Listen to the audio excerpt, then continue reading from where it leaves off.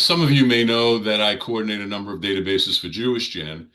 We use a number of different volunteers from around the world, and we're always looking for ways in which volunteers who are not used to or accustomed to dealing with foreign characters and other languages other than English, how can they use the source material that we gather and still make sense of it and be able to create databases?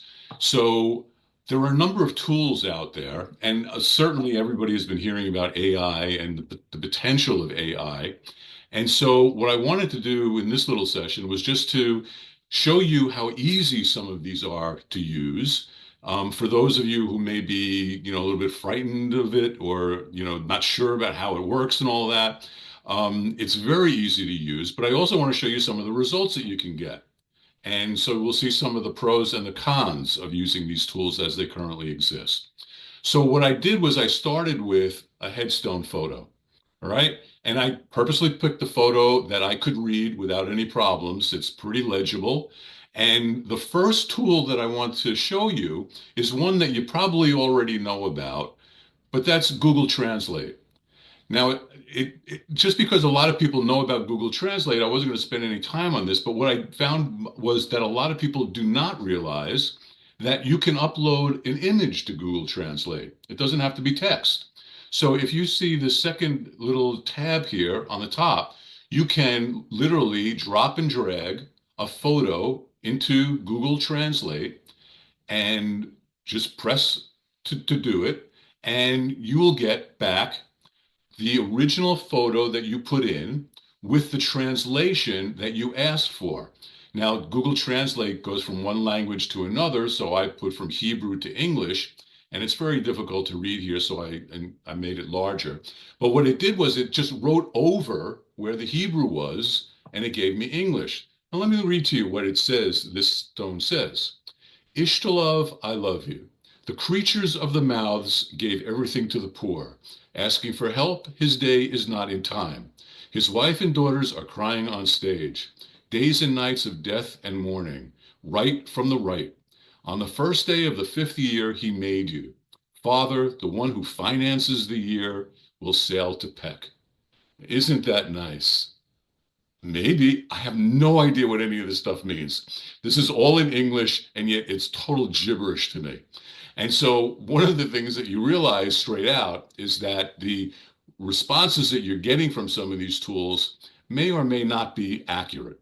All right. And so, just like if you were to do a search for a census or a passenger manifest in Ancestry, I would tell you do the same one on MyHeritage or in Family Search and see whether you get the same kind of results because you don't know for sure.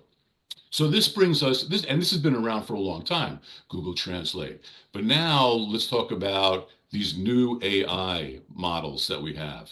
And you've probably heard about Chat GPT, one of the first ones. GPT means generative pre-trained transformer. You don't need to know about that. I just threw that in case one of you wondered what the GPT was.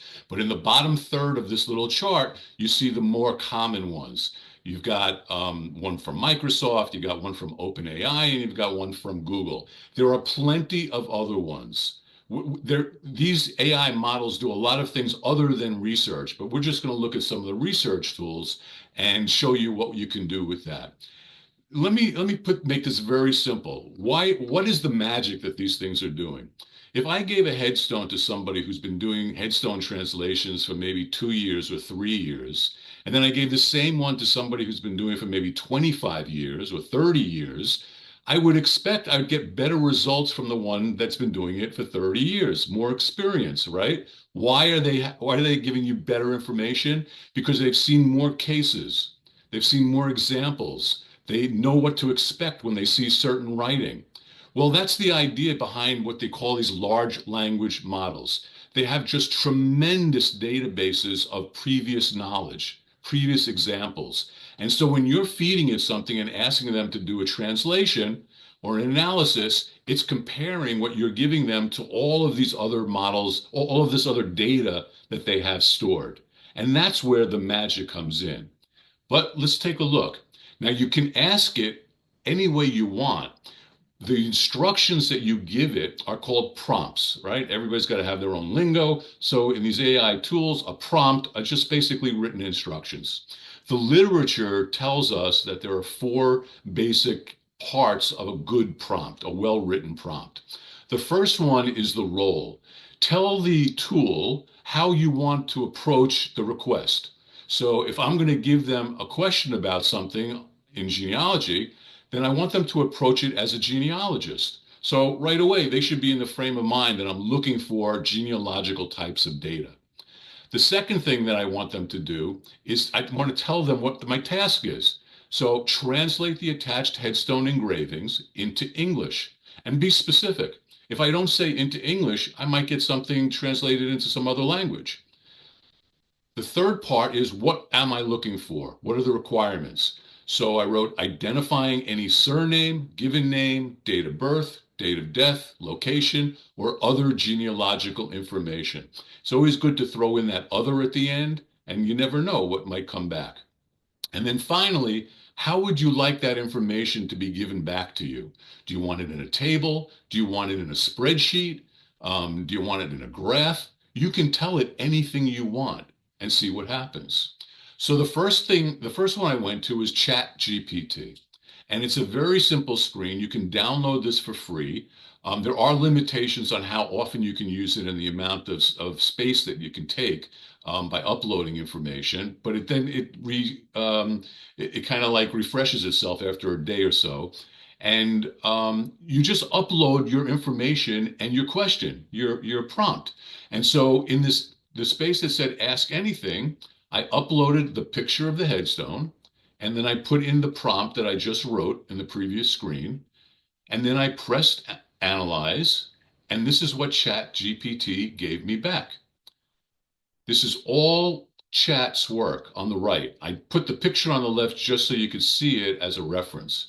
It says, I read the headstone inscription, Hebrew and Spanish, extracted the genealogical useful details. Well, that's pretty good. It automatically knows that I've got Hebrew and I've got Spanish on this stone, and it knows it's a headstone. And so that's pretty impressive. Now it gives me the translation at the top part and the bottom part. So the Hebrew section says, here lies a kind-hearted man. I'm losing a little bit of this. Beloved by people, generous to the poor. Our teacher Israel, son of Eleazar, passed away in the month of Av, year 5719, and then some typical language. And then the Spanish section. It says Leon Israel, DEPD, which it means rest in peace, according to Chat GPT, 16th of August, 1959. Okay, well, this is certainly a lot better than what I got before. At least this is making sense to me in English. And this is pretty good, right? Except I do have a couple of problems with this. The first one is the name that's on the line with the name, if for those who can read Hebrew, is Yehuda Yisrael ben Shmuel. According to ChatGPT, it says it's our teacher Israel, son of Eleazar. Where did it get Eleazar from? I have no idea. But it did give me the month of, and it gave me the year 5719. And then in the Spanish section, it went on and it gave me the information there. And notice if you take a look at the picture, under Leon Israel, that's not a D to start with, it's a Q.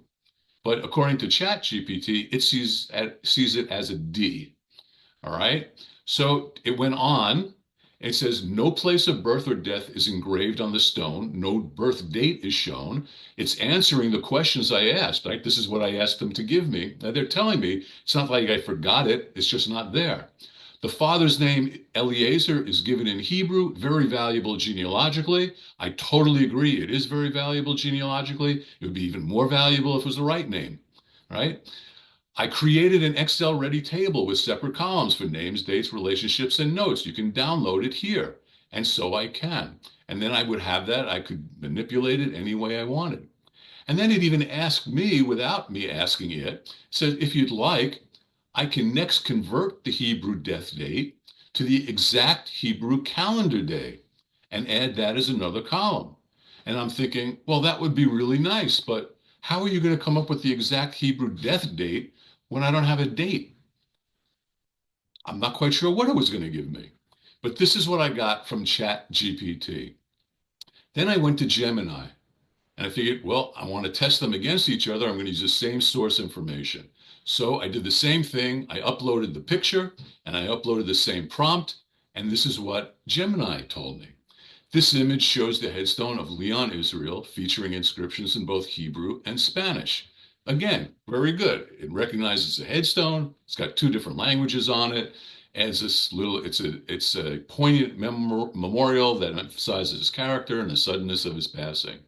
It goes on and it tells me what the stone actually says in English, right? So in the header, it says grave marker. In the body of the text, it says a man of good heart, beloved by all creatures, who spread his hands and gave to the poor.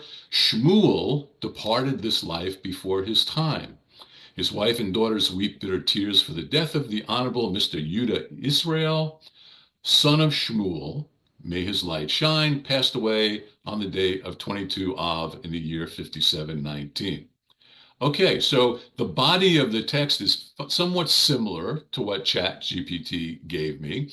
It is making some sense to me. You know, it's in English that I can read and make sense. But it did come up with this line, Shmuel departed this life before his time. Well, this is not Shmuel's headstone. This is his son, Yudah's headstone. So that was a little bit confusing, but it did give me the right name. It gave me Yudah, which is pretty close. I don't know whether or not this is a mistake. Maybe it should have been Yehuda or it was Yahuda, but it's much closer than what ChatGPT gave me. And then it gave me the date, 22 Av 5719. I can't find 22 anywhere on here, right? 22 would be, 22 would be Kaf Bait. That's nowhere on here. And if I took the actual date of 16 August 1959 and converted it to the Hebrew calendar, I don't get the 22nd of Av either. It's more like the 12th of Av. So where it came up with this information, I have no clue. Going on, it gave me the Spanish section translation. And here it was kind of interesting because here it picked out QEPD, not DEPD. And it even gave me what does QEPD stand for in Spanish. May he rest in peace. And so I thought that was kind of interesting. But it gave me more. It gave me all the information in this nice field, in this nice table. Right? The formal name, it gave me the name that was in Hebrew, Judah Yisrael ben Shmuel, and then the anglicized version, Judah Israel, son of Samuel. Gave me the common name, the date of death, and it said matches the Hebrew date 22 Av 5719, but it doesn't. And then some of the other family members that were part of this. So that was Gemini, right? Somewhat different.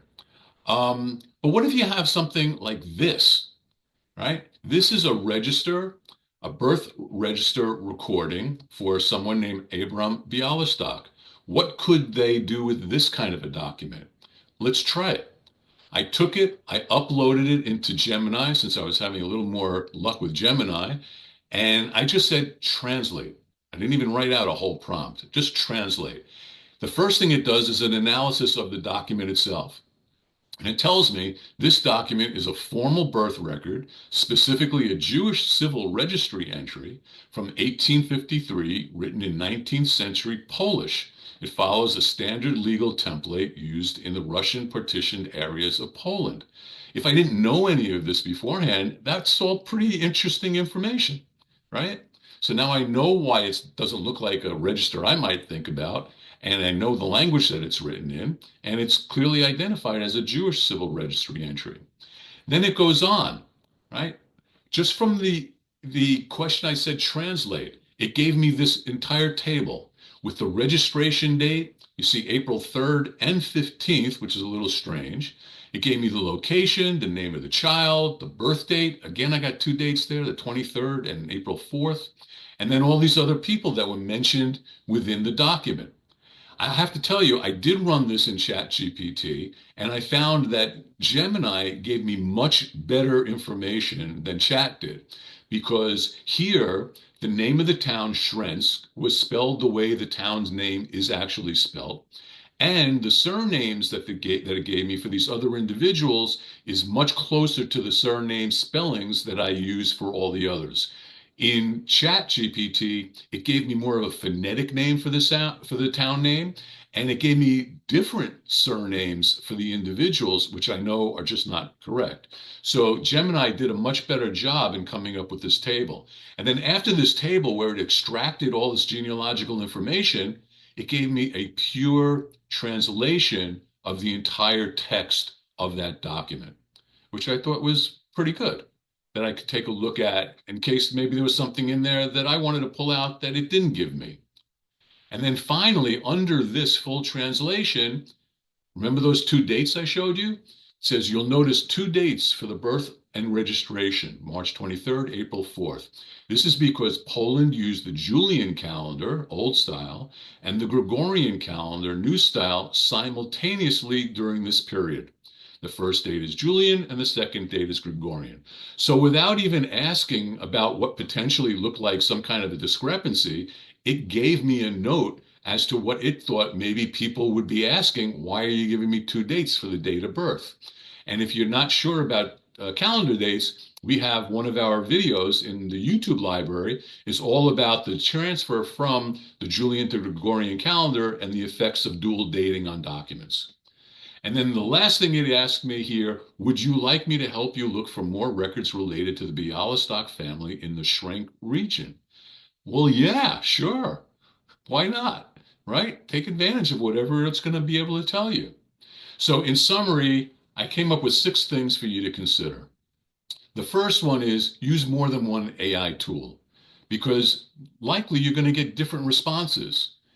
These are the most popular tools that are probably out there now. Again, not the only ones, but I will tell you that these do get updated. The actual software inside of these models do get updated, and so hopefully the results that you're going to get in the future will be even better and better. Make your prompts reflect what you want to know. If there's something specific that you're looking for, ask it, right? Make it tell you either it can't answer the question or it will give you its best response to that question. Compare and verify output for discrepancies and similarities, right? Just like I said, you would probably do the same thing if you were looking at census reports or ship manifests. It's no different here. You're basically getting data back from two different sources.